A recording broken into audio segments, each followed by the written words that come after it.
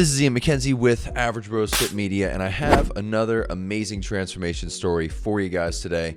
This one is really cool because I'm going to talk a little bit more about surgeries that help with weight loss and how you compare them with your diet and lifestyle. Before we get into the story, I highly recommend you guys subscribe to the channel. It's a huge help.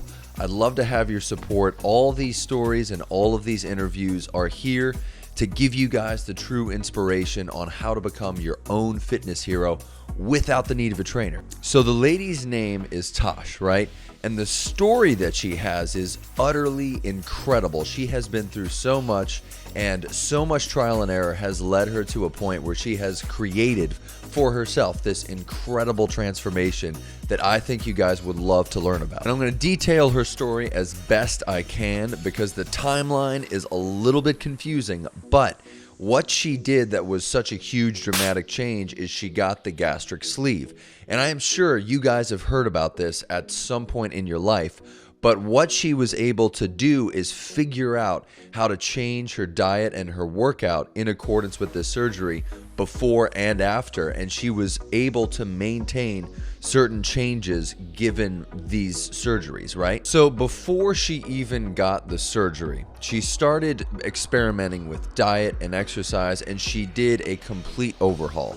She dropped everything, all kinds of bubbly sodas, right? Everything that was bad in her life, she dropped. She got rid of the sugar, and she was only drinking water for about a year and a half. She started introducing coffee back into her diet after being off of the stuff for good for a year and a half. So she brought all this stuff back in, and she was eating and drinking only clean foods. She was drinking the coffee and the water and still no sodas. And she found out that she was gluten insensitive, but she did this the proper way. She did the elimination, and then she slowly reintroduced these foods back into her diet. So trial and error led her to confirm all these things about herself that led to her insensitivities and the things she knew she couldn't eat. The rule of thumb with everything she did up to this point, this is the cool part, she found out what her food triggers were. Not often talked about in dieting, but food triggers are a big thing that I think we need to capitalize on, especially in the fitness industry. Despite what you eat, despite what you consume, there is always something that can lead you to eat the stuff that you don't want to eat. So if you find out what these triggers are, that can be more important than doing this complete overhaul of your diet. Of course, she did because she was committed, but finding out what your food triggers are can lead you to make better lifestyle decisions instead of just having the focus on these diet parts of your life. As far as the workouts go, while she's doing all this stuff with dieting, she just looked it up.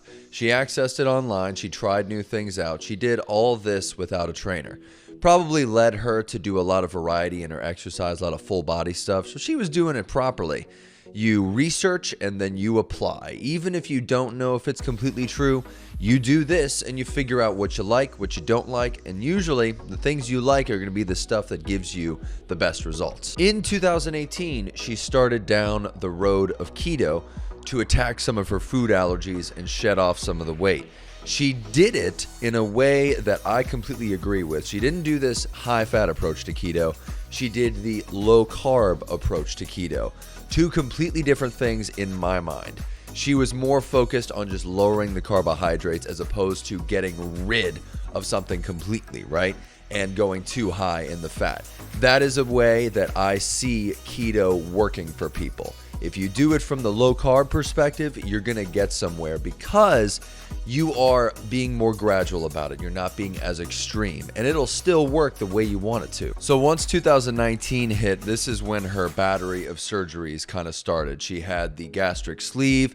She had, I think, a tummy tuck. Now, she had some spacing in between the gastric sleeve and the other surgeries she had. So in 2019, when she got the sleeve, she lost a total of 140 pounds with the maintenance she was doing on her diet and exercise. So it really and truly worked out before she got her other surgeries and was forced to recover from those and get back into the gym slowly but surely, right? They got rid of a lot of excess skin with one of the surgeries, and she had to cope with starting completely from square one, basically, with the recovery. She had to go back into the gym, start with walking, refamiliarizing herself with weights, and move in a very slow fashion to cope with these surgeries. Currently, she is still recovering from her most recent surgery, but the rule of thumb is that these things are there to help you get started and help you feel confident about yourself. I'm a huge proponent in the surgeries, cosmetic surgeries, sleeves. I think it helps. It really does. I think it is definitely a very dramatic change that is going to hit you once you have these surgeries.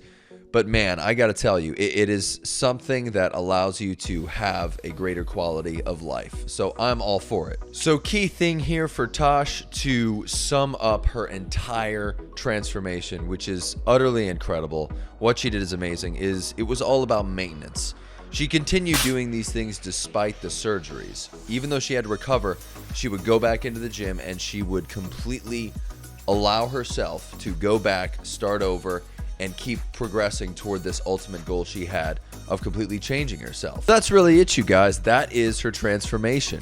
The stuff she went through is utterly incredible, and I feel as though these surgeries are fantastic ways to jumpstart people into losing weight. It helps with confidence, it gets you changing, and to this day, right now, people don't even recognize her. They said she looks like a completely different person, and if you look at the before and after pictures, it's so true. She looks amazing right now. So that's it, you guys. That's my little short video. Go check out the website, averagebrosfitmedia.com. All these videos, all these stories, the entire foundation is here to give you guys true inspirational stories that focus on ways you could become your own personal fitness hero. You don't need a coach. Coaches and fitness trainers don't define fitness in the end. You guys do. Do the research, use this knowledge that I'm sharing with you guys about these people who have done it by themselves, and apply it to your lifestyle. There are so many key approaches to fitness that allow you to generate more intense motivation for yourself. That's it. I won't keep you any longer. See you guys.